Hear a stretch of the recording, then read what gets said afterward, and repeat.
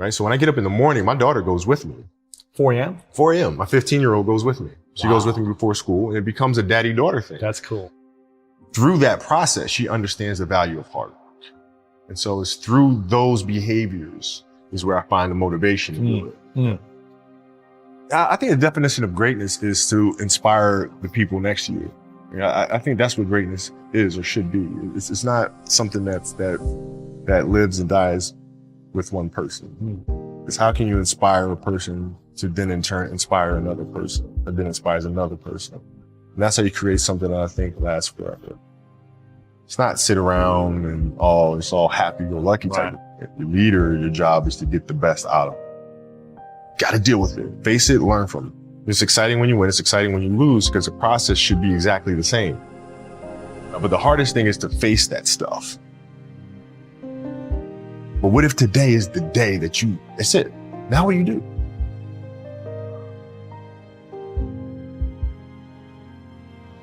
What can I say? Mamba out.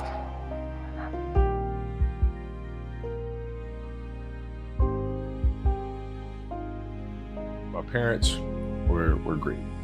Growing up, they instilled in me the importance of imagination, curiosity, and understanding that, okay, if you want to accomplish something, I'm not just going to sit here and say, yes, you can do whatever you want.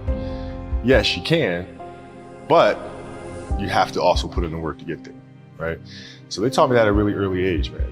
And when you grow up as a kid thinking that the world is your oyster, all things are possible if you put in the work to do it, you grow up having that fundamental belief. Who was more influential for you, your father or mother? Both were influential at different points. Yeah. Right. My mom was there on a daily basis. My father was really influential at a really critical time where I had a summer where I played basketball when I was like 10 or 11 years old. And here I come playing and I don't score 1 point the entire summer. Not one. You didn't score once? Not one. Were you in the game? I was in the game. How'd you not score? Because I was terrible. Not a free throw, nothing. Not a lucky shot, not a breakaway layup, 0 points. And I remember crying about it and being upset about it. And my father just gave me a hug and said, listen, whether you score 0 or score 60, we're gonna love you no matter what.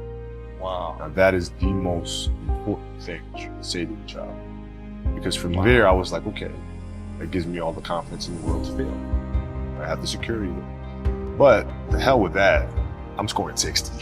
Let's go. Right. And from there, I just went to work. I stayed with him. I kept practicing. I think that's when the idea of understanding a long-term view became important. Because I wasn't going to catch these kids in a week. I wasn't going to catch them in a year. Right? So that's when I sat down and said, okay, this is going to take some thought.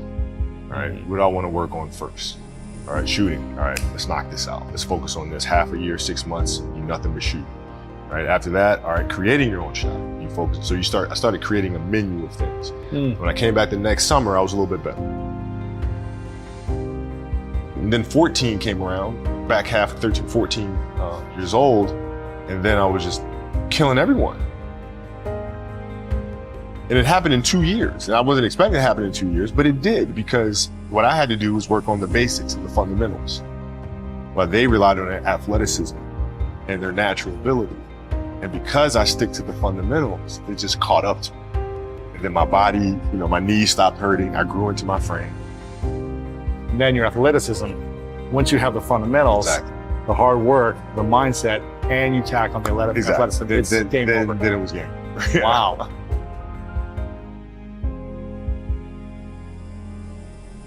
Love of the game, the challenge. Like I would watch Magic play, I'd watch Michael play, and I would see them do these unbelievable things, and I'd say, can I get to that level? I don't know, but let's find out. And so that curiosity to see where I could push this thing led me down that path, I think. With the 13th pick in the 1996 NBA draft, the Charlotte Hornets select Kobe Bryant from Lower Merion High School in Pennsylvania. Greatness lies ahead for this young man. Well, I learned that you have to work hard and you have to approach the game with a serious mindset. There was a stretch in 2003 where Shaq was out with an injury. Phil called me up to his office and said, okay, we need you to really turn on the afterburners and start scoring the ball if you have to win. So I did, and I wound up scoring, I think it was 9 straight games, 40 plus points. 9 straight. 9 straight games. And then Shaq comes back second to last game of that. And then Phil called me up to his office and said, Cole, okay, I need you to dial it back. I'm like, why? Like, we're winning. I don't understand. It's because our goal is to win a championship. But if you continue to do this, we'll lose Shaq. We'll lose him. His motivation, his excitement. What triggers him, right? So I need you to pull back so we can pull Shaq forward for June. I mean, that was the big challenge, is you move from, being the single dominant player to understanding, okay, I have to help these other guys. Or lift everyone else up. It's tough. It's more like you put yourself to the side, and you put yourself in their shoes and understand what they're feeling. And then you have to make certain decisions of, okay, what buttons do I need to push for this player to get them to the next level? So it's not sit around and it's all happy-go-lucky type. The leader, your job is to get the best out of them, even if they may not like it at that time. He was very demanding because he expected everyone to put in the same effort as he was. And that was unrealistic. You're not behind me, you're not in front of me, you're right there parallel with me. Practice was very competitive right away. You know how Kobe is. We was drawing, we had it going sometimes. He didn't let me slip a lot. Times where I get ejected or about to get a technical foul or going off the deep end. He would be there to, set me straight a lot, which helped me out a lot. So we get in the timeout and he's like, hey, I'm open. I'm like, okay. And so if we go out and same thing, hey, I'm open. Okay. You know, come back in, hey dude, you gotta throw me the ball. I said, man, fuck that. Get it off the rebound if I miss, bro. Listen, I don't deal with people that don't commit at that level, but then act as if they do. The running joke, he doesn't pass and all sort of crap.